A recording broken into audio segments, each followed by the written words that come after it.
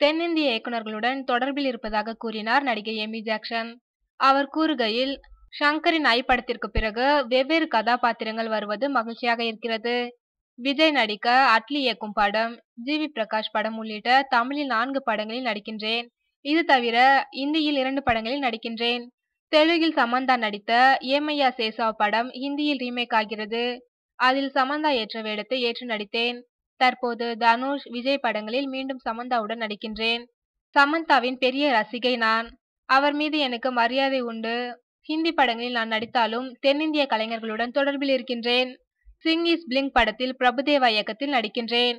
அதேபோல் விண்ணை தாண்டி வருவாயா ஹிந்தியில் ரீமேக்கான ஏ திவானா தா படம் மூலம் இயக்குனர் கௌதம் மேனனுடன் நட்பு ஏற்பட்டது. அவர்களுடன் தொடர்ந்து நான் தொடர்பிலேயே இருக்கின்றேன். இவ்வாறு எமி ஜாக்சன் கூறியுள்ளார்.